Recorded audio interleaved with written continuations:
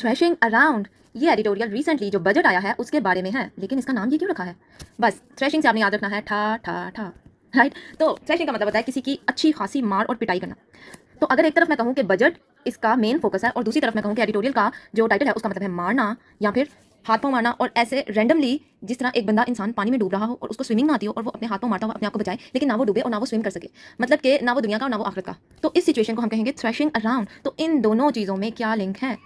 आप सभी इतने समझदार हैं और इतने ही इंटेलिजेंट है कि आपको पता चल जाए कि ऐसा बजट आया है जिससे ना इंसान डूब सकता है और ना ही बच सकता है। ऐसा बजट आया है जिसने इकोनॉमिक पॉलिसी को इस तरह प्रेजेंट किया है जो कि ना पाकिस्तान की तरक्की करवा रही है, हाँ डुबो जरूर सकती है, but the economic policy is just moving from this to this this to this, वो बढ़ने का नाम नहीं ले रही। तो अगर हम इंसानों की बात करें यानी कि पाकिस्तानियों की बात करें तो वो भी हाथ पाँव मारे हैं कि भाई हो क्या गया। और अगर हम बात करें कि जो पॉलिसीज इंट्रोड्यूस करवाई गई हैं या जो न्यू चीज़ों को कह लो क्लेवरनेस को दिखाया गया है वो भी ऐसी ही हैं कि इंसान सिर्फ सोचता रह जाए कि हुआ क्या है। So this is me Ana Mustafa, I am here with new episode of the Dawn language, that is another Dawn opinion with the recent event of the budget. So it is title as threshing around, जिसका मतलब मैंने आपको अभी समझाया है कि threshing का मतलब होता है टू बीट समथिंग और to beat someone regarding an event, किसी भी इवेंट के लिहाज से या फिर किसी कोई कॉन्टेस्ट हो रहा हो या कोई लड़ाई हो रही हो, कोई मैच हो रहा हो, उसमें एक इंसान दूसरे इंसान को जिस तरह से मारता है, कुट्टी लगाता है, उसको कहते हैं थ्रेशिंग अराउंड।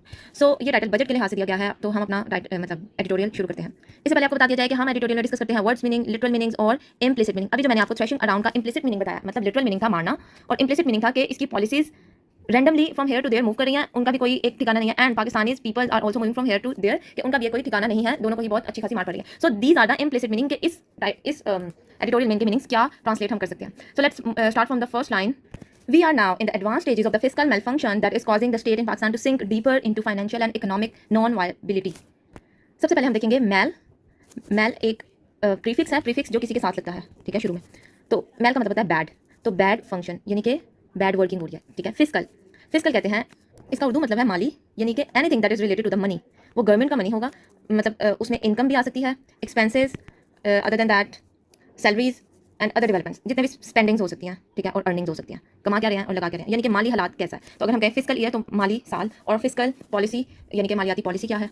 तो इस फ्रेज का मतलब क्या हुआ, माली तौर पर बहुत बुरा काम हो रहा है, बैड वर्किंग, राइट, काम बहुत बुरा हो रहा है। तो हम इस बुरे काम की किस स्टेज पर हैं, एडवांस स्टेज, यानी कि हमने जो मतलब बदतरीन भी सिचुएशन है ना उसमें भी हम, एक होता है कि चलो स्टेज लोअर स्टेज में अभी शुरू हुआ है, no we are at the advance stage, not at the normal, not at the beginning, we are at advance stage. किसकी, फिस्कल मेलफंक्शन की, दैट इज कॉजिंग, जो क्या कॉज कर रहा है, the state in Pakistan to sink deeper, जिसका effect क्या हो रहा है कि पाकिस्तान डीपर सिंक हो जाए, डूब जाए, किस चीज़ में, financially and economic non viability. Non viability मतलब नॉट वर्केबल। तो इसका मतलब है कि इस बुरी हालत ने पाकिस्तान को इतना डबो दिया है कि उसकी फाइनेंशियली और इकोनॉमिक सिचुएशन जो है वो नॉन वर्केबल हो चुकी है। So let's read it again. We are now in the advance stage of fiscal malfunction that is causing, जिसकी वजह से the state in Pakistan to sink deeper into financial and economic non-viability, right? So there is no point sugarcoating this harsh reality. कोई ऐसा point नहीं बचा, कोई ऐसी बात नहीं बची कि हम इस रियलिटी को शुगर कोट कर सकें। शुगर कोट कब किया जाता है, जब एक बहुत ज़्यादा कड़वी चीज़ हो, कड़वा सच हो, और उसको हम मीठे लफ्ज़ों में छुपा दें, ठीक है। तो हम कहते हैं ये अब कह लो मक्खन लगा रहा है, सो शुगर कोटिंग की जाती है उस चीज़ की। तो वो कह रहे हैं कि हार्श रियलिटी जो कि ये है कि पाकिस्तान इकोनॉमिकली और फाइनेंशियली नॉन वायबल हो चुका है, इस रियलिटी को हम शुगर कोट नहीं कर सकते और आवाम को अपने मीठे अल्फाज से हम मस्का नहीं लगा सकते। आगे बात की जा रही है, for too many years now we have been repeating what is now a familiar ritual. Too many years now, हम बहुत ज़्यादा सालों से क्या कर रहे हैं, रिपीट कर रहे हैं what is now a familiar ritual, जो कि अब बहुत रस्मी तौर पर एक काम बन चुका है, एक रस्म बन चुकी है। वो क्या है कि where the budget is announced accompanied with the pious sounding intentions, जिसमें क्या होता है, रस्म क्या बता रहे हैं, जब वेयर जहाँ बजट अनाउंस किया जाता है, अकम्पनीड मिलाकर, ठीक है, कंपनी कहते हैं ना इसकी कंपनी अच्छी नहीं है तो इसका साथ अच्छा नहीं है, तो अनाउंसमेंट कैसे होती है, इसके साथ, accompanied with pious sounding intention, ऐसी इंटेंशंस जो बड़ी नेक हों, पायस कहते हैं नेक। अब आगे राइटर ने वर्ड यूज़ किया है साउंडिंग, तो वो नेक सुनाई देती हैं, जैसे कि बड़ी हमारी नेक नियति के साथ हमारा भला करना चाह रहे हैं, ठीक है। Well meaning rhetoric, well meaning का मतलब होता है बहुत ज़्यादा मायने रखने वाले अल्फाज, रिटोरिक का मतलब होता है हम कह सकते हैं स्पीच, एंड पॉइंटेड रिमाइंडर्स, और रिमाइंडर्स दिए जाते हैं, ठीक है, about the state's constraints. Reminders किस बारे में दिए जाते हैं कि स्टेट हमारी बहुत ज़्यादा कंस्ट्रेंट कहते हैं तंगी को, तो स्टेट की जितनी भी तंगी है, जैसे कि कर्जा है जिसे हम लोन भी कहते हैं, और हालात अच्छे नहीं हैं, डिजास्टर्स हो गया, क्लैमिटीज आ गया, सैलाब आ गया, ये सब रिमाइंडर दिए जाते हैं कि बहुत बुरे हालात हैं।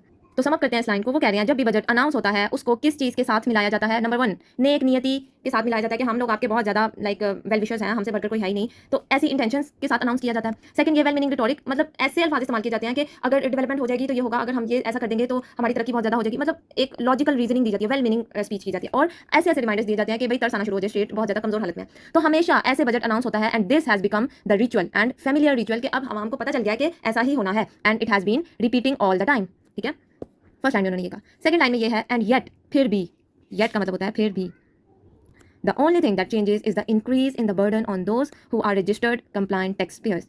फिर भी द ओनली थिंग, जो एक चीज़ बदली है वो यही है कि उन लोगों पर बोझ बढ़ा दिया गया है जो ऑलरेडी टैक्स पे करते हैं। सो कंप्लाइंट का मतलब होता है ओबे, ऐसे लोग जो ओबे करते हैं। So compliant tax payers, those people who pay the tax and they obey the rules कि हमें करना चाहिए टैक्स पे, वो रजिस्टर्ड भी हैं। तो जो बजट आने के बाद एक चीज़ हुई वो यही चीज़ हुई कि इन लोगों पर बर्डन ज़्यादा हो गया, इंक्रीज़ हो गया। तो इस पैराग्राफ से लग नहीं रहा कि लाइक राइटर जो है वो धुलाई करना चाह रहा है गवर्नमेंट की, कि बड़ी नेक नियति के साथ आते हैं और अपने दुखड़े सुना जाते हैं कि भाई स्टेट में ये हो रहा है वो हो रहा है, और साथ ही साथ पे थोड़ी बहुत तारीफ भी कर जाएंगे कि भाई यूथ जो है हमारी बहुत अच्छी है, कैपेबल है, बहुत अच्छा कमा रही है, फ्रीलांसिंग कर रही है, मुल्क में बहुत ज़्यादा पैसा आ रहा है। यू नो, स्पीच ऐसी करेंगे जो बहुत ज़्यादा मोटिवेटेड हो, वेल मीनिंग हो, बट एट द एंड उनका जो एक्शन होता है, जो उन्होंने एक्शन बजट में परफॉर्म करना होता है, जिससे सबको बेनिफिट होना चाहिए, उससे उल्टा क्या होता है, सिर्फ एक ही चीज़ बदलती है कि टैक्स पेयर्स पे बर्डन ओवरलोडेड हो जाता है। The budget announced on Tuesday follows this well trodden path. वो कह रहे हैं कि बजट जो कि मंगल वाले दिन अनाउंस हुआ है उसने फिर वही पैथ फॉलो किया जो कि कई बार कई साल फॉलो होता था हमेशा। ट्रोडन का लफ्ज़ का मतलब क्या होता है, हम इसको ब्रेक डाउन करते हैं। ट्रोडन लफ्ज़ निकला है ट्रेड से। ट्रेड का मतलब होता है, अब आप इससे मीनिंग आपको एक तो शायद याद हो, ट्रेडमिल। ट्रेडमिल वो वाली मशीन जिस पर चलकर लोग वेट लूज करते हैं, ठीक है। तो वो ट्रेडमिल जो है उस पर बार बार चलना पड़ता है, ठीक है। एक ही पैथ होता है, रास्ता होता है, और उस पर बार बार बार बार एक ही जगह पे 100,000 10,000 बार चलना पड़ता है। तो वो एक जो चीज़ उसको हम कहते हैं ट्रेड। सिमिलरली ट्रेड एक और चीज़ को कहते हैं जो टायर होता है, ठीक है, गाड़ी का टायर इस तरह गोलाई में, उसके ऊपर जो डिज़ाइन बना होता है मिड में, कभी आप गौर से देखें मिड में ऐसा डिज़ाइन बना होता है। तो ये टायर का जो डिज़ाइन होता है ये बार बार रोड पर इसी के साथ रोड पर चला जाता है, ठीक है। तो इसको भी ट्रेड बोलते हैं, इस दरमियान वाले पैच को, जो छोटा सा पैच होता है। इसके अलावा अगर हम किसी गाँव या देहात वाले इलाके में चले जाएँ तो वहाँ पर एक कच्चा रास्ता होता है। तो उस कच्चे रास्ते में अगर लोग यहाँ से गुजरे हैं ना, तो आगे जो दोबारा लोग आएंगे पीछे से, वो भी देखेंगे अच्छा यहाँ पे कुछ रास्ता बना है, हम भी इधर से गुजरते हैं, फिर पीछे से और आएंगे वो भी यहीं से गुजरते जाएंगे। तो वो गुजर गुजर के एक ही जगह पर जब बार बार गुजरा जाता है तो वो उसका एक ट्रेड बना लेते हैं, रास्ता बना लेते हैं। तो इसको, इस ट्रेड का मतलब होता है वो चीज़, वो जगह जहाँ से बार बार गुजरा जाए। तो उसी लफ्ज़ को यहाँ पे कहा है वेल ट्रोडन, मतलब उस रास्ते को भी अच्छी तरह चला गया है इस बजट की बार, कि जो रास्ता, जो रिचुअल पीछे फॉलो हुई ये वाली, कि पहले कहते हैं हम बजट अनाउंस करने लगे हैं और बहुत ज़्यादा अपनी वेल विशिंग्स देते हैं, और उसके बाद जब बजट अनाउंस हो जाता है उसके बाद हमें रिजल्ट्स क्या मिलते हैं। This is a well trodden path followed on Tuesday, जो कि मंगल वाले दिन बड़ा अच्छा इन्होंने फॉलो किया है, ठीक है। This was the year to make something big happen, ये वो साल था कि ये लोग कुछ बड़ा करके दिखा देते, ठीक है। क्यों? क्योंकि पॉलिटिक्स इनकी फेवर में है, ऑपोजिशन ना होने के बराबर है। So these are the things कि यहाँ पर ये अगर कुछ कर सकते थे तो वो बिग चेंज ला सकते थे, ठीक है। According to the writer, rarely have conditions have been more favourable for the government to undertake far reaching change. अगर इस लाइन का आसान मतलब करके बताया जाए तो बहुत कम ऐसी सूरत हाल आती है, बहुत कम शाज़ो नाज़र सूरत हाल आती है जो कि गवर्नमेंट की फेवर में हो। फेवर में क्यों हो? ताकि वो एक बड़ा चेंज ला सके। अंडरटेक, यानी अंडरटेक कहते हैं ना, किसी को अंडरटेक कर लेना, अपने हाथ में ले लेना। तो वो चेंज लाने के लिए बहुत कम ऐसी सूरत हाल आती हैं जो कि गवर्नमेंट की फेवर में हो, ठीक है। तो अगर हम ग्रामेटिकली सेंटेंस को देखें तो राइटर ये भी लिख सकता था, कंडीशंस हैव रेयरली बीन, क्योंकि रेयरली जो है वो एडवर्ब है, तो ये बीच में भी लग सकता था, conditions have rarely been more favourable for government, ठीक है। लेकिन राइटर ने इस बात पे जोर डाला है कि रेयरली हैव कंडीशंस, यानी कि इन दोनों को स्विच कर दिया है, इन दो वर्ड्स को स्विच करने से क्या होगा कि वो इस बात पे जोर डालना चाह रहा है कि ये जो शाज़ो नाज़र सूरत हाल है ना, ये सूरत हाल भी शाज़ो नाज़र है। मतलब अगर वो रेयरली के चांस 10 में से 1% होते हैं ना, तो इधर पाकिस्तान की सिचुएशन में वो 1000 में से 1% चांसेस हैं कि ऐसी हमारे पास सिचुएशन आ जाए कि गवर्नमेंट की फेवर में कोई चीज़ हो, ठीक है। तो इस स्विचिंग को हम कहते हैं इन्वर्जन। और इन्वर्जन करना क्या होता है? किसी चीज़ पे एम्फेसिस करना। जब एक लफ्ज़ को हम स्विच कर दें तो इसका मतलब है हम एम्फेसाइज कर रहे हैं, किसी बात पे हम जोर देना चाह रहे हैं। तो यहाँ से हमें एक टोन पता चलती है कि राइटर की जो टोन है वो बहुत ज़्यादा जोर देना चाह रहा है कि वाकई हालात जो थे, जो सूरत हाल थी, वो बहुत ज़्यादा रेयर थी। The powerful establishment stands behind them. Simple कि पावरफुल एस्टैब्लिशमेंट जो है वो इनके पीछे खड़ी है। तो यहाँ पर जो राइटर ने फेवरेबल गवर्नमेंट की बात किया कि कंडीशंस इनकी फेवर में है, इसका मतलब यही है कि पॉलिटिकल इंस्टेबिलिटी अब इतनी ज़्यादा मुल्क में नहीं चल रही, कोई क्लैमिटी ऐसी नहीं आई, कोई सैलाब वगैरह कोई इस तरह की चीज़ नहीं आई, कोई धरने नहीं हो रहे, मतलब सब कुछ इस वक्त खामोशी में चल रहा है। और एक फेवर जो कि राइटर ने खुद ही बता दी, the powerful establishment stands behind them. So this is another kind of favour. There is no opposition worth the name in parliament. कोई ऐसी ऑपोजिशन नहीं है जो नाम लेने के भी काबिल हो कि भाई पार्लियामेंट में बैठी है, यानी कि जो बैठी हुई है वो सिर्फ नाम के बैठे हैं। वर्थ कहते हैं अहमियत, तो अहमियत के काबिल कोई ऐसा नाम नहीं है जो कि हम समझे कि वाकई वो ऑपोजिशन लीडर है। The economy has stabilized according to the recent reports और according to the speeches and the sayings of the government leaders कि इकोनॉमी जो है वो स्टेबलाइज हो चुकी है। अब स्टेबलाइज और ग्रोथ में डिफरेंस है। ग्रोथ कहते हैं कि बढ़ गई है, स्टेबलाइज कहते हैं कि जिधर थी उधर ही रुक गई है। सो डाउन नहीं गई लेकिन स्टेबल हो चुकी है अकॉर्डिंग टू दिस राइटिंग, ठीक है। The raging inferno of inflammation has been doused. Rag कहते हैं बहुत ज़्यादा गुस्सा, बहुत ज़्यादा आउट ऑफ कंट्रोल हो जाना। इन्फर्नो कहते हैं आग को, ठीक है। इसका एक ग्रेटर सिनोनिम जो है वो है हेल, मतलब बहुत ज़्यादा आग। तो हम इसको बनाएंगे आउट ऑफ कंट्रोल फायर या आउट ऑफ कंट्रोल कंडीशन। तो आउट ऑफ कंट्रोल इन्फ्लेमेशन जो थी, ठीक है, इन्फ्लेमेशन मतलब महंगाई, sorry inflation, I am sorry, महंगाई, वो अब क्या हो गई है, डाउज्ड, यानी कि काबू पा लिया गया है, ठीक है। अब यहाँ पर जो नोट करने वाली बात है वो ये है कि रैगिंग इन्फेर्नो, जो कि आग से रिलेटेड इन्होंने मेटाफर यूज़ किया, किसी को तशबीह दी है इन्फ्लेशन को, महंगाई को। तो वो कह रहे हैं कि अब ये भी कम हो चुकी है, इस पर भी काबू पा लिया गया है। लेकिन डाउस का जो लिटरल मीनिंग होता है वो कहते हैं कि आग पर पानी डालना। तो ये जो आग चल रही थी इस पर अब पानी डल चुका है, ठीक है, ये इसका मेटाफोरिकल मीनिंग है। तो इसका हम जो हमारे पास मीनिंग आता है समझने के लिए वो ये है कि जो बढ़ती हुई बहुत ज़्यादा महंगाई थी वो महंगाई भी कम हो चुकी है, उस पर भी काबू पा लिया गया है। The runaway fiscal and external sector deficits have been either converted into surpluses or at least brought within the manageable bounds. Fiscal का मैंने आपको बताया कि ये माली से तशबीह दी गई है। अब यहाँ पर इस फ्रेज में आपने कंफ्यूज नहीं होना, यहाँ पर फिस्कल डेफिसिट की बात की गई है और एक्सटर्नल सेक्टर डेफिसिट दोनों की बात की गई। डेफिसिट कहते हैं कमी को, ठीक है, तो मालियाती कमी यानी कि माली खसारा जो था, और एक्सटर्नल सेक्टर डेफिसिट से मुराद है एक्सटर्नल चीज़ आएगी इंपोर्ट या एक्सपोर्ट में, इंपोर्ट एक्सपोर्ट, ठीक है, उसका जो डेफिसिट था, उसका जो नुकसान हो रहा था। ये दोनों नुकसानात वो कह रहे हैं कि या तो इधर कन्वर्टेड इनटू सरप्लसेस, या तो वो नुकसान फायदे में बदल गया है, ठीक है, इन सब नुकसान को या तो फायदे में बदल दिया गया है, और at least brought within the manageable bounds. अगर फायदा भी नहीं है तो कम से कम उसको इतनी लिमिट में जरूर ले आए हैं, ब्रिंग ब्रॉड, तो ब्रिंग का मतलब है लेकर आना, एटलीस्ट इतना जरूर ले आया कि वो एक मैनेजेबल बाउंड्री में आ गया है कि मजीद नुकसान नहीं हो रहा, मजीद खसारे में नहीं जा रहा। तो अगर हम देखें फिस्कल डेफिसिट्स क्या होते हैं कि एक्सपेंसेस जो हम खर्च कर रहे हैं चीज़ वो ज़्यादा हो जाए और अर्निंग यानी कि इनकम जो है वो कम हो जाए, तो ये फिस्कल डेफिसिट आ जाता है। और इसी के साथ साथ एक्सटर्नल सेक्टर डेफिसिट क्या होता है कि हमारी इंपोर्ट कहते हैं बाहर से जो चीज़ें इधर आती हैं वो ज़्यादा हो जाए और एक्सपोर्ट कम हो जाए, तो ये एक्सटर्नल सेक्टर डेफिसिट हो गया। तो वो बात कर रहे हैं कि इन सब चीज़ों के साथ हम पहले चल रहे थे, लेकिन अब या तो ये चीज़ हमें नुकसान नहीं दे रही, सरप्लसेस आना शुरू हो गया, फायदे आ रहे हैं, या फिर ये मैनेज होना शुरू हो गया। आगे है there is political and economic stability in the country, country में पॉलिटिकल भी और इकोनॉमिक भी स्टेबिलिटी चल रही है। Never mind for now the blood sweat and tears through which this brief moment of respite has been procured. अब अगर हम देखें कि राइटर ने ये जितनी सारी बातें की हैं कि ऑपोजिशन नहीं है, स्टेबिलिटी आ गई है, ये कन्वर्ट हो गया है, तो ये सब क्या बातें बताई हैं राइटर ने, जो वो कहना चाह रहा था कि conditions have been favourable for government, ये फेवरेबल कंडीशंस नीचे उन्होंने बता दिया। तो यहाँ पर आपको पता चलता है कि स्पीच या राइटिंग में कोहेरेंस कैसे लेकर आते हैं। कोहेरेंस कहते हैं जोड़ना किसी चीज़ को। तो उसने अपनी राइटिंग को पिछले पैराग्राफ को नेक्स्ट पैराग्राफ के साथ इस तरह जोड़ा हुआ है कि लास्ट में जो उसने अनफेवरेबल मोर फेवरेबल कंडीशंस की बात की वो आगे उसने सारी लिस्ट दे दी, और उसके लास्ट पर उसने इसको कंक्लूड किया, never mind for now blood sweat and tears. Blood sweat and tears कहते हैं ना, खून पसीना बहा देना अपना। तो राइटर कह रहा है इन सब चीज़ों को हासिल करने के लिए हमने अपना कितना खून पसीना बहा दिया है, इस बात से कोई फर्क ही नहीं पड़ता। नेवर माइंड मतलब आपने इसको कंसीडर ही नहीं करना। तो राइटर यहाँ पे बड़ा शदीद टॉन्ट कर रहा है किसे, गवर्नमेंट को, कि हम जो चीज़ें चाहते थे, हम जो स्टेबिलिटी जो चीज़ें अपने हक में बेहतर चाहते थे, सिर्फ किस चीज़ के लिए कि हमें रिलीफ मिल सके, मूवमेंट ऑफ रिस्पाइट का मतलब है एक सुकून का सांस मिल सके, उन इसको हासिल करने के लिए इस ब्रीफ कहते हैं छोटा सा, कहते हैं ना राइट अ ब्रीफ नोट, छोटा सा नोट लेते हैं। तो इस ब्रीफ मूवमेंट ऑफ रिस्पाइट को हासिल करने के लिए, प्रोक्योर्ड हासिल करने के लिए हमने जितना खून पसीना बहाया, राइटर वाम को कह रहा है नेवर माइंड, कोई बात ही नहीं, कोई मसला ही नहीं। तो ये एक तंज कर रहा है गवर्नमेंट को कि आपको कोई फर्क नहीं पड़ता कि हमने क्या किया है। अच्छा, ये पूरा आर्टिकल इसी तरह ही क्रिटिक बेस है, बहुत ज़्यादा क्रिटिकल लिखा गया है, इसकी टोन टॉन्टिंग है, तो वो उर्दू में और इंग्लिश में ज़ाहिर उनके अल्फाज मैच करना ज़रा मुश्किल हो जाते हैं, क्योंकि इंग्लिश में हम पढ़ते हैं तो हमें समझ नहीं आता चाहिए टोंट हो रहा है, जब उर्दू में उसको ठा मारी जाती है तो फिर पता चलता है हाँ जी भाई ये बात किस तरह की गई है। तो इसलिए ये थोड़ा सा समझना मुश्किल हो जाएगा, लेकिन मुझे उम्मीद है कि ये समझ आ रहा होगा, और जहाँ से जैसे भी जो भी समझना है यू कैन आस्क मी। अब राइटर आगे एक बड़ी गुस्से में बात करने लगा है। पहले उसने तंज किया कि हाँ जी इतना खून पसीना बहा दिया ये सब हासिल करने के लिए। अब सवाल ये है कि व्हाट आर दे डूइंग, कि आप लोग कर क्या रहे हो with this hard earn movement, इस इन लम्हात को हमने जिस तरह हासिल किया उन सब के साथ आप कर क्या रहे हो। So the question to ask is what are they doing with this hard earned moment of opportunity. इतनी मेहनत से कमाया गया ये मौका, उसके साथ आप सब क्या कर रहे हो, ये हमारा सवाल है। अब ऐसे जो क्वेश्चंस होते हैं ना जिनका आंसर मतलब लेना नहीं चाहते, हमें आंसर खुद ही पता होता है, ठीक है, इन क्वेश्चंस को हम क्वेश्चंस नहीं कहते, रिटोरिक कहते हैं। ये एक टेक्निक होती है किसी भी स्पीच में या फिर राइटिंग में जो हम इस्तेमाल करते हैं सिर्फ इसलिए कि हमारी ऑडियंस जो है वो मोटिवेटेड रहे, हमारी ऑडियंस का ध्यान इधर उधर ना जाए। तो ऐसे क्वेश्चंस हम इसलिए करते हैं, जैसे कि अगर कोई टीचर आपको पढ़ा रहा है वो इस तरह कहेगा कि क्या आपको पता है कि पाकिस्तान में पिछले साल क्या हुआ था। अब उसका जो ये सवाल है ना क्या आपको पता है, तो वो रियल में ये नहीं पूछना चाह रहे कि क्या आपको वाकई पता है या नहीं, तो आप हाँ या ना कोई भी जवाब दो। तो उस ऐसे जो क्वेश्चंस होते हैं इनको हम रिटोरिक कहते हैं, जिनका असल में कोई जवाब नहीं होता, जवाब जो सवाल करने वाला है उसने खुद ही देना होता है। तो ये भी जो सवाल है द क्वेश्चन टू आस्क, ये रिटोरिक है कि अब हमारा ये सवाल है, we now have our answer, हमारे पास अपना जवाब है। अब राइटर ने ये कह दिया, अब राइटर ये कहना चाह रहा है हमारा जवाब क्या है, there is not a single reform major in this budget, इस बजट में कोई भी ऐसा सिंगल रिफॉर्म नहीं है। रिफॉर्म का मतलब होता है चेंज आना, तब्दीली वाला, मेजर यानी कि स्टेप, कोई ऐसा कदम नहीं उठाया गया जिससे रिफॉर्म हो, जिससे कोई तब्दीली आ सके। There is not a single, कोई ऐसा नहीं है। No strategic change of direction is indicated anywhere, कोई भी ऐसी स्ट्रेटेजिक डायरेक्शन नहीं दी गई एनीवेयर, कहीं भी। तो वो जो शुरू में टाइटल था ना, थ्रैशिंग अराउंड था, तो यहाँ पे राइटर की जो टोन है वो भी थ्रैशिंग है। तो वो टाइटल जो है वो हमने 10 तरह से हम रिलेट करना चाहें तो कर सकते हैं कि थ्रैशिंग किस हवाले से है। तो यहाँ पे राइटर भी ठा लगा रहा है, मतलब थ्रैशिंग कर रहा है, उसकी जो बातें हैं, उसकी जो टॉन्टिंग फ्रेजेस हैं वो भी बहुत ज़्यादा बीट कर रहे हैं गवर्नमेंट को या लीडर्स को।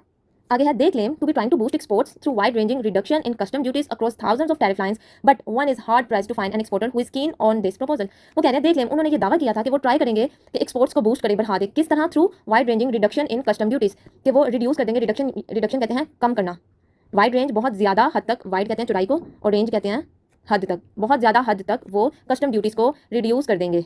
कहाँ कहाँ से रिड्यूस करेंगे? Across thousands of tariff lines. Tariff lines का मैं मतलब बताती हूँ, आप फिलहाल ये समझे इंपोर्टेड प्रोडक्ट्स, ठीक है। इन सब चीज़ों से कस्टम ड्यूटीज़ को यानी कि टैक्स को रिड्यूस कर देंगे, but one is hard press to find an exporter. लेकिन इन सब चीज़ों के लिए बहुत ही ज़्यादा मुश्किल हो गया है कि हम कोई एक एक्सपोर्टर फाइंड आउट कर लें जो इस चीज़ से फ़ायदा उठा रहा हो, हु इज़ कीन ऑन दिस प्रपोजल, जिसको इस प्रपोजल में, इस कमी में, इस ऑफर में कोई फ़ायदा नजर आ रहा हो और वो उसके बारे में कीन हो, यानी उसको तजस्सुस हो या इंटरेस्टेड हो।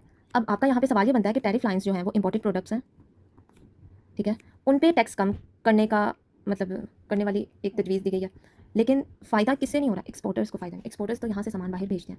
मैं सबके लिए ये बात नहीं बता रही, लेकिन कुछ लोगों को इंपोर्ट और एक्सपोर्ट में कन्फ्यूजन होती है। Many people are very intelligent, जिनको मसला नहीं होता, जिनको मसला आता है उनके लिए एक याद है कि इम जो वर्ड है ना वो इन से है। इन मतलब अंदर आना और एक्स मतलब एग्जिट यानी कि बाहर जाना। तो इम्पोर्ट बाहर से जो चीज़ें अंदर हमारे मुल्क में आती हैं और एक्सपोर्ट यानी कि यहाँ से बाहर भेजी जाती हैं। तो एक्सपोर्टर बाहर भेजने वाले, ठीक है। तो राइटर ने ये कहा है कि इम्पोर्टेड प्रोडक्ट्स पे टैक्स कम करने से एक्सपोर्टर्स को फ़ायदा नहीं हो रहा, ठीक है। वो कैसे? फॉर एग्जांपल, एक्सपोर्टर जो है वो क्या करता है, माल बाहर भेजता है। माल बाहर भेजने के लिए उसने कोई भी, उसकी फैक्ट्री है, उस फैक्ट्री के लिए उसने माल बनाना है। हमें क्या चाहिए? मशीनरी। और मशीनरी जो है वो कहाँ से आएगी? इंपोर्ट होगी। टैरिफ लाइंस वो इंपोर्ट होगी कहाँ पर? पाकिस्तान में मशीन आएगी। मशीनरी के आने से फैक्ट्री में माल तैयार होगा। माल तैयार होगा तो एक्सपोर्टर इसको मुल्क के बाहर भेजेगा। जब वो मुल्क के बाहर भेजेगा तो क्या होगा? इकोनॉमिक ग्रोथ होगी, स्टेबिलिटी होगी, राइट। तो टैरिफ लाइंस कहते हैं एक ऐसी कैटेगरीज की लिस्ट जिसमें इंपोर्टेड प्रोडक्ट्स हों, जिन पर टैक्स की नंबरिंग दी जाए। ये 10.1 नंबर है, ये 16.2 नंबर है, ये 17.8 नंबर है। इन सब कैटेगरीज पे टैक्स का मतलब नंबर दिया गया है। उन्होंने एक कोडिंग दी गई है और बाद में बताया कि इस पे 5% टैक्स है, इस पे 6% टैक्स है, इस पे 100% टैक्स है, इस तरह। तो इसको टैरिफ लाइंस बोलते हैं। इन प्रोडक्ट्स की कोडिंग को टैरिफ लाइंस बोलते हैं। अब राइटर ने यहाँ कहा है कि थाउजेंड्स ऑफ टैरिफ लाइंस पर कस्टम ड्यूटीज रिड्यूस कर दी हैं, लेकिन हमें इस प्रपोजल के लिए कोई भी एक्सपोर्टर नहीं मिल रहा। क्यों? क्योंकि हो सकता है जिस पे टैरिफ लाइन यानी कि जिस पे टैक्स कम किया गया हो वो रबर हो सकता है वो पेंसिल हो सकता है वो स्टफ़ हो, फैब्रिक हो, लॉन हो, कॉटन हो, लेकिन मशीनरी ना हो। अब एक बंदा जो कि पाकिस्तान में है, जिसकी एक मेजर क्रॉप कॉटन है, कपास, ठीक है, उसको लॉन पे या फिर कॉटन पे या जीन्स पे इस पे टैरिफ लाइंस की रिडक्शन मिले तो उसको क्या फ़ायदा? उसे तो रिडक्शन मिलनी चाहिए ना मशीनरी पे। अगर उसे फ़ायदा हो कि बड़ी बड़ी मशीनरी वो बाहर से मंगवाए, उसको टैरिफ लाइंस पर यानी पे मशीनरी पे कस्टम ड्यूटी कम पड़े, फिर कस्टम ड्यूटी कम पड़ने पर उसे क्या करना पड़े? वो प्रोडक्ट्स को तैयार करे, प्रोडक्ट्स तैयार करने के बाद वो उसको इंपोर्ट करे, इंपोर्ट करने के बाद वो मुल्क में पैसा लेकर आए तो ही कामयाबी है। लेकिन अगर साबुन और पेंसिल, इरेजर, इन चीज़ों पे कस्टम ड्यूटीज कम की जाएँ तो फिर क्या फ़ायदा? The most significant area one looks for in the budget are measures design to broaden the base of taxation. Most significant मतलब बहुत ज़्यादा अहम हिस्सा जो होता है, जो एक इंसान देखता है बजट में, वो वाले स्टेप्स हैं, मेजर्स हैं जो ब्रॉड किए जाते हैं किस हवाले से, किस सिस्टम में? टैक्सेशन में, ठीक है। एक इंसान इसको बड़े गौर से देखता है। And all we find is steps design to bring online market places incomes and transactions of the digital economy into the net. Writer क्या कह रहा है? हमें क्या मिलता है? हमें वो स्टेप मिलते हैं जिसमें ये डिज़ाइन किया जाता है कि किस तरह कि वो मार्केट प्लेसेस पे अब टैक्स लग चुका है, इनकम्स पे टैक्स लग चुका है, जो डिजिटल इकोनॉमी के लिए जो ट्रांजैक्शंस होंगी यानी कि ऑनलाइन जो ट्रांजैक्शंस होंगी उन पे टैक्स लग चुका है। इनटू द नेट यानी कि इस नेट में, ये टैक्स की नेट है, इसमें मार्केट प्लेसेस को ले आए हैं, इसमें इनकम्स को ले आए हैं, ऑनलाइन ट्रांजैक्शंस को ले आए हैं। तो हमें ऐसे इकदामात मिलते हैं जब भी बजट आता है। And ramp up the powers of tax commissioners to penalize those refusing compliance. This is ramp, I नहीं आएगा। रैम्प अप कहते हैं बढ़ाना, इंक्रीज करना। किस पावर्स को इंक्रीज कर दिया गया है? किसकी? टैक्स कमिश्नर्स की यानी कि लीडर्स की। किस बारे में? कि वो पेनलाइज करें, पनिश करें उन लोगों को जो कि टैक्स नहीं देते, ओबे नहीं करते। कंप्लायंस मतलब refuse to obey, refusing compliance, refuse to obey. अब इन दो लाइनों का मतलब समझे आप जरा कि उन्होंने कहा हमारा सिग्निफिकेंट एरिया क्या होता है कि हमने टैक्सेशन को ब्रॉडर होते हुए देखना है, लेकिन हमें क्या नजर आता है? हमें कुछ और नजर आता है। हमें नजर आता है कि मार्केट प्लेसेस को इन कर दिया गया, ट्रांजेक्शन को इन कर दिया गया। फॉर एग्जाम्पल, इसको हम इसे तशबीह देंगे, ये एक बॉक्स है, इसको हम कहेंगे टैक्स सिस्टम, ठीक है। टैक्स सिस्टम क्या है कि कुछ लोगों पे टैक्स लगेगा, ये एक सिस्टम बन गया। अब राइटर क्या कह रहा है? हमें क्या चाहिए? हमें ये चाहिए कि ये जो टैक्स का सिस्टम है ना, ये भरा हो जाए। पहले जो टैक्स लगता था ना सैलरीड पर्सन पर और बिजनेसेस पर, अब वो टैक्स चला जाए, मतलब ज़्यादा उसमें आवाम शामिल हो। किस तरह? इस सिस्टम को डेवलप कराएं हम कि रिच जो होंगे उन पे 10% टैक्स लगेगा, फॉर एग्जांपल पुअर जो होंगे उन पे 7% लगेगा, तो ये टैक्स सिस्टम ब्रॉड होना चाहिए। लेकिन हमें क्या मिलता है कि जितना टैक्स सिस्टम है, टैक्सेशन वो उतने का उतना ही है, वो ब्रॉड नहीं हो रहा। उसके बजाय उसी सिस्टम में कुछ लोगों को ऐड कर दिया। वो ऐड किनको किया? ऑनलाइन मार्केट प्लेसेस आ गई हैं, उन पे भी टैक्स लग गया, ऑनलाइन शॉपिंग पे भी टैक्स लग गया, जो ट्रांजैक्शन हो रही है उन पे भी लग गया, टीचर्स प्रोफेसर्स उन सबको इसी सिस्टम के अंदर इनकॉर्पोरेट कर रहे हैं, बजाय इसके कि इस सिस्टम को एडवांस करें, ब्रॉड करें, कि रिच और पुअर का डिफरेंस लेकर आए या फिर कोई और स्ट्रेटेजी को अपनाएं। नो, सिस्टम इज स्टिल उतने का उतना। और इसके साथ साथ टैक्स कमिश्नर्स को अलाउ कर दिया कि वो पनिशमेंट भी स्ट्रिक्ट दे सकते हैं, एनहांस कर दिया उनकी जो अथॉरिटीज़ को बढ़ा दिया गया। आगे वो कह रहे हैं there are revenue measures to make you cry. Revenue कहते हैं आमदनी। आमदनी मतलब जो चीज़ कलेक्ट की जाए, जो गवर्नमेंट कलेक्ट करती है डिफरेंट एक्शन से, जिसे हम कहते हैं लाइक टैक्स, जो गवर्नमेंट की कलेक्शन ऑफ मनी होती है। So the revenue measures, revenue के जो मेजर्स हैं, जो स्टेप्स लिए गए हैं, वो आपको रुला देंगे, ठीक है। Last year they taxed stationery and children's school supplies. आखिरी साल में उन्होंने स्टेशनरी पे और स्कूल सप्लाइज पे टैक्स लगाया। This year they have dropped a bombshell of the tax on teachers by abruptly withdrawing a tax rebate.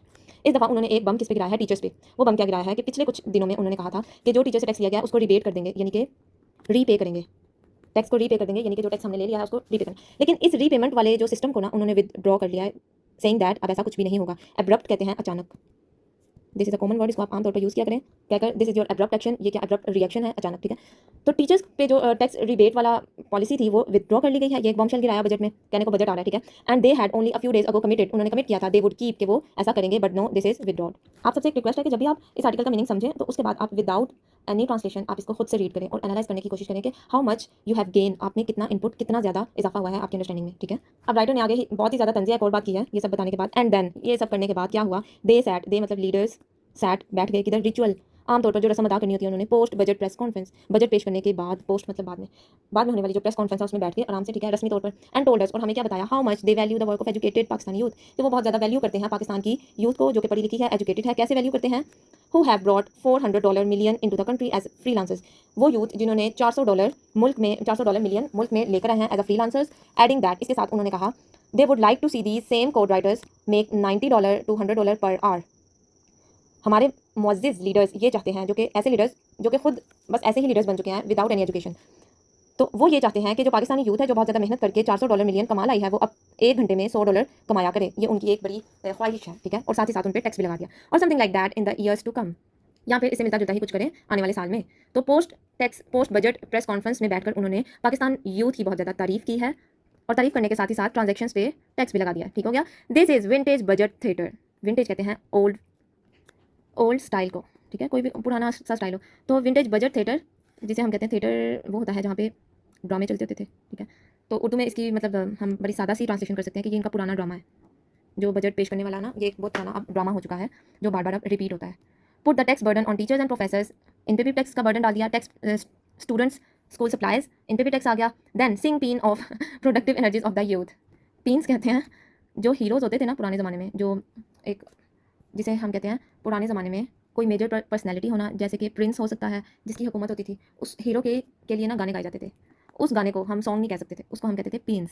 तो वो राइटर ये कहना चाह रहे हैं कि ये एक इनका बहुत पुराना ड्रामा चलता है बजट पेश करने का, कि बजट वगैरह सारा देके पोस्ट बजट प्रेस कॉन्फ्रेंस करते हैं, और उसमें क्या कहते हैं कि हमने टैक्स लगा दिया इन सब पर, और बाद में गीत गाने लग गए, प्रोडक्टिव एनर्जीज ऑफ यूथ के गीत गाने लग गए, उनकी तारीफ करना शुरू हो गए। तो ये this is very old and repeated thing.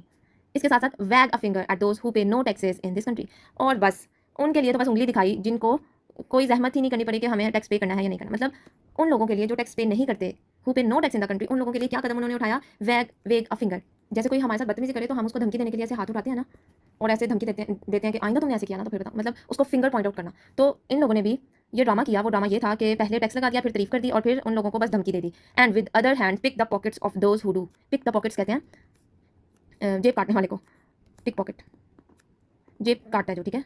तो उन्होंने कहा कि एक हाथ से तो उन्होंने उंगली दिखाई उन लोगों को जो टैक्स नहीं देते, और दूसरे ही तरफ, दूसरे हाथ से दूसरी तरफ उन्होंने क्या किया? पिक पॉकेट कर ली उन लोगों का जो टैक्स देते हैं, यानी कि उनसे ही मजीद टैक्स नचोड़ना चाह रहे हैं। आप सैलरीड इंडिविजुअल्स गोट रिलीफ, अब वो बता रहा है कि जो सैलरी पर्सन है उसको कितना रिलीफ मिला है। वाह वाह। सफिशिएंट मे बी टू पे for a pizza delivery per month, इतना तो टैक्स मिल ही गया है कि वो 1 महीने में पिज्जा डिलीवरी ऑर्डर कर सके, कि वो होम डिलीवरी पे एक पिज्जा ऑर्डर कर दे और उसको खा ले हर 1 महीने में। इतना रिलीफ मिल चुका है सैलरीड इंडिविजुअल्स को। So this editorial is whole critical base. The tone of this writing is quite taunting and mocking. Mock कहते हैं किसी पे मजाक करना, हंसना, सटायर, तंज करना, तंजिया टोन है। सो जो ये थिएटर ड्रामा उन्होंने बताया है, इसकी डिस्क्रिप्शन इस पूरे पैराग्राफ में दी गई है कि क्या क्या कैसे कैसे हुआ, ठीक है। The finance minister justified this by saying the direction of travel is correct. Finance minister जब आया उसने अपनी बात को जस्टिफाई किया ये कहकर कि हमारी जो डायरेक्शन थी वो करेक्ट है, ठीक है, वो ठीक हम डायरेक्शन जा रहे हैं, जैसे हमने पिछले सालों में किया हम बिल्कुल वैसे ही कर रहे हैं। Even this the distance covered is not satisfactory. वो कहना चाह रहा है कि हमने जो डिस्टेंस कवर किया मतलब हमें जितना आगे पहुंच जाना चाहिए था वो सेटिस्फैक्ट्री नहीं है, हम उससे मुतमईन नहीं है। उसके अलावा फाइनेंस मिनिस्टर ने क्या कहा, एडिंग दैट, उसके मजीद अल्फाज क्या ऐड किए, things that go up rarely ever come down. जो चीज़ें गो अप ऊपर चली जाती हैं वो रेयरली बहुत कम है कि वो कम डाउन वापस नीचे आए। जैसे कि महंगाई गई, बहुत मुश्किल है कि अब नीचे आए, सोना 3 लाख प्लस हो गया, बहुत मुश्किल है कि वापस 1 लाख पर आ जाए। तो जो चीज़ें ऊपर जा चुकी हैं रेयरली एवर वो बहुत मुश्किल से नीचे आएंगी, where the tax are concern. और वो कहना चाह रहे थे कि जो टैक्स अब ऊपर जा चुका है it will never be down. तो यानी कि फाइनेंस मिनिस्टर जो कुछ करके आए थे बजट में वो उन्होंने अपने कहने से जस्टिफाई भी कर दिया कि हमारी डायरेक्शन करेक्ट है लेकिन सेटिस्फैक्ट्री नहीं है। राइटर आगे कह रहा है, this is a polite way of saying, ये बड़ा एक नाजुक अंदाज है, बड़ा मीठा बोल होता है ये कहना कि जो मिल रहा है उसको देखो और जो नहीं मिला वो कभी मिल नहीं सकता था। राइट, तो फाइनेंस मिनिस्टर ने भी यही कहा, काउंट योर ब्लेसिंग्स, कि जो मिल रहा है उसको नेमत समझो। Others would have given you even less than what I did. अगर कोई और होता तो वो इससे भी कम देता जितना आई डिड मैंने दे दिया है, जितना मैंने कर लिया है। तो फाइनेंस मिनिस्टर का हम पे बहुत ज़्यादा एहसान है कि उन्होंने गवर्नमेंट या सैलरीड पर्सन की अराउंड 10% सैलरीज को इंक्रीज किया और टीचर्स पे टैक्स लगा दिया और स्टेशनरीज पे टैक्स लगा दिया, ऑनलाइन मार्केट प्लेसेस पे टैक्स लगा दिया, ट्रांजैक्शंस पे टैक्स लगा दिया, डिजिटल इकोनॉमी पे टैक्स लगा दिया। सो this is what count your blessings. Right, अब ये जो बात थी ना, राइटर ने जो फाइनेंस मिनिस्टर ने कहा कि हमारी डायरेक्शन ऑफ ट्रैवल करेक्ट है, इस डायरेक्शन ऑफ ट्रैवल को नीचे राइटर जो है वो ब्रेक डाउन करने लगे हैं, बताने लगे हैं कि ये डायरेक्शन क्या थी, कैसे चल रहा था सब, ठीक है। ये फाइनेंस मिनिस्टर ने नहीं कहा लेकिन राइटर इसको अब एक्सप्लेन करने लगे हैं कि क्या डायरेक्शन थी।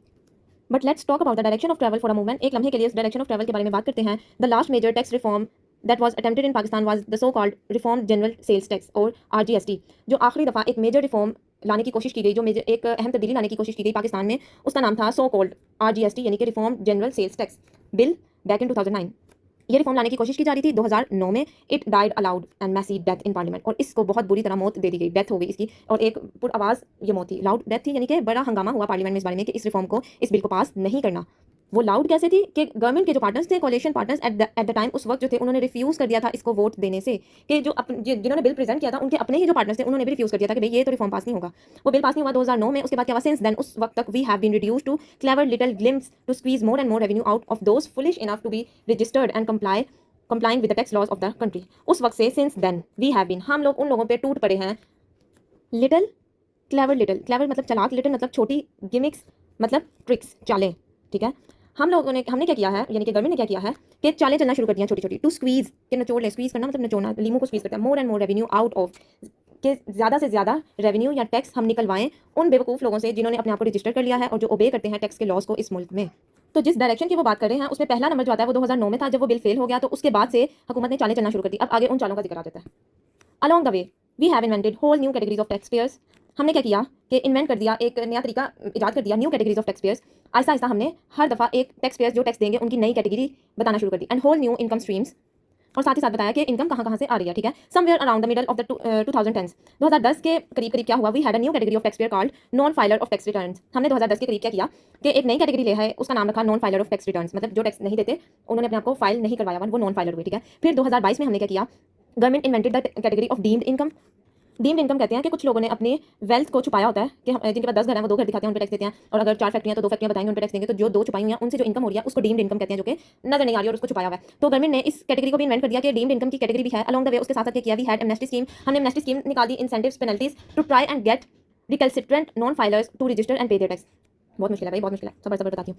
एमनेस्टी स्कीम कहते हैं ऐसी स्कीम जिसमें वो कहते हैं कि जैसे पीटी और नॉन पीटी वाला सीन था ना, कि अगर जिसके मोबाइल नहीं पीटी प्रूफ नहीं है वो 10 तक उनके पास टाइम है वो अपने आप को करवा लें, अगर इसके बाद करेंगे तो उनके टैक्स लग जाएगा, ठीक है। तो ये एमनेस्टी स्कीम थी कि जिन्होंने अभी तक अपने आप को रजिस्टर नहीं करवाया वो अपने आप को रजिस्टर करवा लें और अभी तक उनकी माफी हो जाएगी, लेकिन इसके बाद अगर वो पकड़ेंगे तो उन पर पेनल्टी लग जाएगी। तो इस तरह के उन्होंने कुछ तरीके करने शुरू कर दिए, penalty and get recalcitrant non filer to register.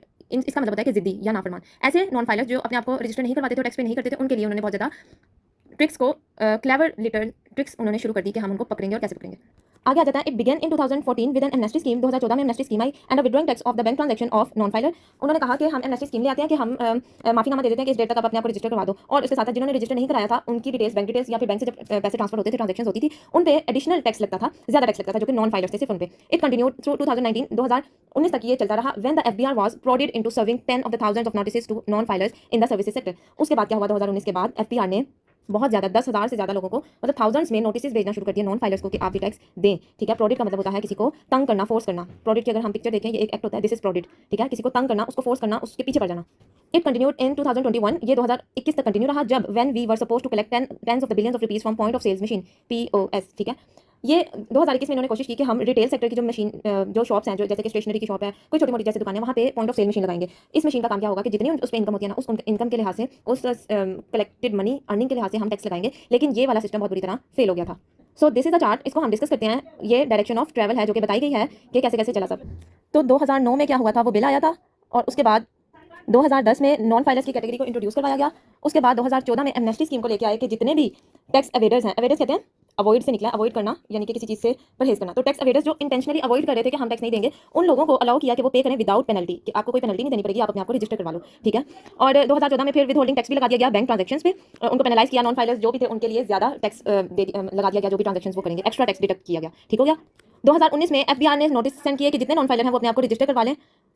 Notice and to tens of the thousands, limited impact हुआ इसका भी। उसके बाद 2021 में पॉइंट ऑफ सेल मशीन उन्होंने इसको इंट्रोड्यूस करवाया कि वो collect tax in real time from retailers. Real time में उन रिटेलर से टैक्स को कलेक्ट करेंगे, suppose to generate billions but poor implementation, क्योंकि इतनी मशीनरी वो अप्लाई मतलब इनकॉर्पोरेट नहीं कर सके तमाम रिटेल शॉप्स पे, ठीक है। 2022 में deemed income on dormant assets, मतलब ऐसा एसेट जो कि सिर्फ पड़ा हुआ है और ये एज्यूम किया जा रहा है कि उससे वेल्थ बनाई जा रही है, उससे बहुत ज़्यादा अर्निंग की जा रही है अमीरों की। इस तरह की कोई भी जायदाद या कोई भी प्रॉपर्टी, कोई भी बिजनेस जो रजिस्टर्ड नहीं है, उस पर काम किया गया। Impose tax assuming earnings from hidden wealth, ये अज्यूम किया गया कि अर्निंग हो रही है हिडन वेल्थ से, ठीक है। Confuse and frustrated taxpayers, trust deficit increase. इस टाइम तक ये हुआ कि फ्रस्ट्रेशन बहुत ज़्यादा हो गई, मतलब ये भी एक कंफ्यूज सा फिनोमेना था जो असेस करना बहुत ज़्यादा मुश्किल हो गया। उसके बाद 2022 में यही इंट्रोड्यूस कराया कि जो शॉपकीपर हैं उनका टैक्स किस बेस पे होगा, पावर एंड साइज की बेस पे, कि कितनी बड़ी उनकी दुकान है और वो कितनी बिजली कंज्यूम कर रहे हैं, इसको इन दोनों को असेस करके उन पे टैक्स लगाया जाएगा, इनकम को एस्टिमेट किया जाएगा, ठीक है। This is harsh and unrealistic, ये मतलब एजम्पशन बिल्कुल भी रियलिस्टिक नहीं हो सकती थी, तो इस पर बहुत ज़्यादा रेजिस्ट किया ट्रेडर्स ने। 2024 में ताजे दोस्त स्कीम को इंट्रोड्यूस करवाया, इंकरेज किया शॉपकीपर्स को कि वो वॉलंटरीली अपने आप को रजिस्टर करें, ठीक है। This is friendly branding and this shows a weak response, no significant outcome, क्योंकि काफ़ी ज़्यादा लोगों ने अपने आप को रजिस्टर नहीं करवाया। So this is the whole direction of travel, जिसमें राइटर ये कहना चाह रहा है कि हमें टैक्स का जो सिस्टम है उसको ब्रॉड करना था, बट हुआ क्या कि जो टैक्स सिस्टम था उसके अंदर ही ऐसी ट्रिक्स को अप्लाई किया गया कि मजीद हम कैसे इनसे टैक्स को स्क्वीज कर सकते हैं, how to squeeze more and more revenue from already registered tax payers. Next paragraph में वो बता रहा है कि इट रेस पास्ट, ये वाली जो रेस थी बहुत तेजी से पहुंच गई कहाँ पे, 2022 में, जब when the incomes were deemed to have come from otherwise dormant assets of the wealth statements of the rich and taxes were to be collected from the shopkeepers based on power consumed and square footage of their outlets। अभी बताया कि 2022 में उन्होंने ये कहा कि हम जो वेल्थ स्टेटमेंट है रिच की, वहाँ से उनका जो डोरमेंट एसेट है जो ऐसे ही पड़ा हुआ है जिस पे कोई काम हो रहा है या नहीं हो रहा, लेकिन ये अज्यूम किया जा रहा है कि वहाँ से वो कमाई कर रहे हैं, इस बात को इनकॉर्पोरेट किया गया टैक्स सिस्टम में। और इसको किया गया कि टैक्स जो है वो शॉपकीपर से हम ऐसे कलेक्ट करेंगे कि उसकी पावर कंजम्पशन को देखें कि कितना ही वहाँ पे बिजली इस्तेमाल हो रही है और कितना स्क्वायर लाइक एरिया कितना है शॉप का, आउटलेट का, उसका अंदाजा लगा के हम टैक्स कलेक्ट करें। इन 2024 वी हैड द ताजिर दोस्त स्कीम, हमारे पास एक स्कीम हमने इंट्रोड्यूस करवाई जिसका नाम था ताजिर दोस्त, कि हुकूमत कह रही है we are friends of the ताजिर traders and announced by the same finance minister who gave us the latest budget. और ये सब कुछ किसने अनाउंस किया था? सेम फाइनेंस मिनिस्टर ने, जिसने अभी भी बजट इंट्रोड्यूस करवाया है। ये बात क्यों लिखी है? ये बात इसलिए लिखी है क्योंकि उन्होंने ये बात कही कि काउंट योर ब्लेसिंग्स, अगर कोई और होता तो वो आपको इससे भी कम देता जो मैंने दिया था। सो वो कहना चाह रहे हैं कि पिछली भी जो डायरेक्शन ऑफ ट्रैवल चल रही थी वो इन्हीं फाइनेंस मिनिस्टर की बदौलत चल रही थी, लाइक सम अमंग दीज, के कुछ इनकी बदौलत ही चल रही थी। And what do we have to show for this decade long effort, हम इसे क्या दिखाना चाह रहे हैं जो हमने 10 साल की मेहनत की। स्टिल अभी भी क्या है, vast databases of non compliant individuals and businesses, हमारे पास स्टिल अभी भी बहुत ज़्यादा डेटाबेस है उन लोगों का जो कि नॉन कंप्लाइंट है, नॉन रजिस्टर्ड हैं, जो ओबे नहीं करते इस बात पे कि वो टैक्स पे करेंगे। अभी भी उन लोगों की तादाद बहुत ज़्यादा है। All these schemes and gimmicks show us a state thrashing around within the shrinking confines of its resource envelope। Writer कह रहा है ये जो सारी स्कीम्स हैं, हीले बहाने और चालें हैं, ठीक है, ये हमें क्या शो करते हैं? ये दिखाते हैं कि जो भी हमारी बाउंड्री है, श्रिंकिंग कन्फाइंस हैं, बाउंड्रीज हैं जो बहुत ज़्यादा तंग बाउंड्रीज हैं, हमारी स्टेट उसी के अंदर अंदर थ्रेशिंग अराउंड करती जा रही है, मतलब इसी कोई मार कुटाई करी जा रही है। जो अंदर मौजूद लोग हैं ना, उन्हीं के साथ मजीद बुरा हाल करती जा रही है, बजाय इसके कि आउटर साइड पे जो लोग हैं उनको विद इन द बाउंड्री लेकर आया जाए। आउटर जो नॉन कंप्लाइंट लोग हैं, जो डिसोबे पीपल हैं, उनको अंदर लेकर आया जाए और उन पे पॉलिसीज को लगाया जाए। मीनवाइल साथ ही साथ every year the same ritual plays out, यही रस्म इसको ही प्ले किया जाता है, दोबारा ऐसी ही चाल चली जाती है। A new scheme is announce, के कहते हैं न्यू स्कीम को अनाउंस कर देते हैं, and burden on those who पे इज इंक्रीज फर्दर, और बर्डन हो जाता है उन लोगों पर जो ऑलरेडी पे करते हैं और उन पे इंक्रीज कर देते हैं फर्दर। वाइल जबकि we are all reminded that times are hard and the physical space is limited, जबकि हम सबको ये पता है वक्त बहुत ज़्यादा मुश्किल है, हार्ड है, और जो हमारी माली हालत है, फिजिकल स्पेस है, वो बहुत ज़्यादा लिमिटेड है कि एक इंसान मतलब अपनी सैलरी, जो सैलरी पर्सन है, वो कितना ही टैक्स पे कर सकता है। वो अपनी सैलरी पे भी टैक्स दे, वो जो चीज़ ले खरीदे उस पर भी टैक्स दे। So this is a long debate that's never gonna end and the time is really really hard. This stasis, this inability to drive any change, stasis मतलब स्टेबिलिटी, ये जो स्टेबिलिटी है इन अ नेगेटिव सेंस के अभी जहाँ पर रुका हुआ है मुल्क उधर ही this inability to drive any change, ये जो इनएबिलिटी है, मतलब ताकत ही नहीं अपने आप को कि हमारे अंदर कुछ तब्दीली आ जाए, is taking the state deeper and deeper into non viability, ये हमारे मुल्क को मजीद गहरे से गहरा लेकर जा रही है उस हद तक जहाँ पर हमारी वर्किंग बिल्कुल डिसेबल हो जाए, हम लोग नॉन वर्केबल बन जाएं। As it is force to squeeze more from less and borrow reminders, कि ये हम फोर्स कर रही है कि हम ज़्यादा से ज़्यादा उन लोगों में से लें जो कि लोग कम हैं और जो बाकी पैसा पूरा करना होता है वो बोरो करते हैं रिमाइंडर के लिए, कि हम पहले तो उन लोगों को बिल्कुल स्क्वीज कर देते हैं जो चंद लोग हैं उनसे टैक्स ले लेते हैं, और जहाँ पे पैसा पूरा करना होता है लाइक जो अखराजात अपने पूरे करने होते हैं उसके लिए हम बोरो करते हैं, कर्जा ले लेते हैं। ठीक है, this was the year when that could have change, ये वो साल है जब कुछ ना कुछ बदल सकता था लेकिन नहीं बदला। Instead we got this elephantine mediocrity they are calling a budget. अब बजट की बड़ी परफेक्ट जबरदस्त किस्म की डेफिनेशन उन्होंने बताई है कि उन्होंने बजाय कुछ बदलने के इंस्टेड क्या दिया, वी गॉट, हमें क्या मिला, एलिफेंटाइन मीडियोक्रिटी, मीडियोकर मिडल से निकला है, मीडियोकर राइट, जिसे हम कहते हैं एवरेज, कहते हैं ना middle class, mediocre average class. ठीक है, एलिफेंटाइन ये लफ्ज़ एलिफेंट से ही निकला है, और कैसे मतलब इसको यूज़ किया गया ज़बरदस्त। एलिफेंट जो साइज़ में बहुत ज़्यादा ह्यूज होता है, लेकिन अगर हम कहें कि ये दो लगा लेगा और बहुत ज़्यादा रनी होगा, सो नो, ये साइज़ में बड़ा होता है but it is not at all impressive. ये सिर्फ हैवी होता है but it is of no use, ये किसी काम का नहीं होता। तो वो ये कहना चाह रहे हैं कि एलिफेंटाइन जो इतना ह्यूज और हैवी चीज़ जो कि एक्चुअली एवरेज है, मिडल है, ठीक है, they are calling a budget, और इस चीज़ को ये बजट का नाम दे रहे हैं कि हमने बजट इंट्रोड्यूस कराया, बजट अनाउंस कर दिया। ठीक है, जिसमें फायदा कुछ भी नहीं है और सिर्फ अल्फाज ही अल्फाज है, बातें ही बातें, शुगर कोटिंग ही है, and there is no point sugar coating. Another year of treading water, so what are metaphor, trade का मैंने ऊपर आपको बताया, ट्रेडमिल, एक ही रास्ता जिस पे बार बार बार बार चलना पड़े और वो रास्ता बन जाए। तो अगर मैं कहूँ ये पानी है और पानी पर चल के रास्ता बनाओ, सो पानी कभी इधर जाएगा, कभी उधर जाएगा, कभी इधर, तो आप इसके ऊपर, मट्टी के ऊपर आप चलते जाओगे 10 कदम 100 कदम तो एक रास्ता बन जाएगा। सो अगर दिस इज़ अ वाटर और पानी के ऊपर आप चलो तो क्या वो रास्ता बनाएगा? So no. तो राइटर ने बहुत ज़बरदस्त इधर मेटाफर को यूज़ किया है कि ये एक और वो साल था जिसमें हम वाटर पे ट्रेडिंग कर रहे थे, राइट, हम पानी पे चल रहे थे, जैसे हम पिछले सालों में पानी पर ही चलते आ रहे थे, हमारे लिए कोई भी तरक्की का रास्ता नहीं बना, सिमिलरली अभी भी हम पानी पर ही चलते आ रहे हैं। Another year of limping from one IMF review to the next with no end in sight, एक और साल जिसमें हम एक रिव्यू से दूसरे रिव्यू पर जाएंगे, हम छलांगे लगाते जाएंगे from 1 to 2 to 3, so next, लेकिन हमारे ऊपर कोई भी इन द एंड फायदा नहीं होगा, कोई इंसाइट नहीं मिलेगी। सो this is all for the threshing around, जो बहुत ही ज़बरदस्त एक आर्टिकल ओपिनियन लिखा गया जिसकी कोहेरेंस बहुत ज़बरदस्त थी। स्टार्टिंग में उन्होंने जैसे नॉन वायबिलिटी का जिक्र किया गया कि वो किस तरह पाकिस्तान डूब रहा है और वेल ट्रोडन पाथ है, सिमिलरली एट द एंड उन्होंने इन्हीं वर्ड्स को रिपीट किया और बताया कि this is a treaty water, हम ऐसे इस तरह पानी पे चल रहे हैं जिस देयर इज नो प्रोग्रेस, कि हम सिर्फ चलते जाएंगे, इसका कोई नतीजा नहीं होगा, and again deeper and deeper non viability, non workable बन गया हमारा मुल्क। सो जिस तरह राइटर ने अपनी राइटिंग को स्टार्ट किया उसी तरह से एंड किया, हर पैराग्राफ को दूसरे से कनेक्ट किया। इसकी टोन बहुत ज़्यादा टॉन्टिंग थी, सरकेसिज्म था, जिसमें एक कहते हैं कि तंज वाली बात थी, और हुकूमत को अच्छी तरह धो दिया गया है। So this is a nice title for this, I hope you people enjoyed it, so give me feedback about it. Thank you so much, जज़ाकल्लाह, अल्लाह हाफिज़।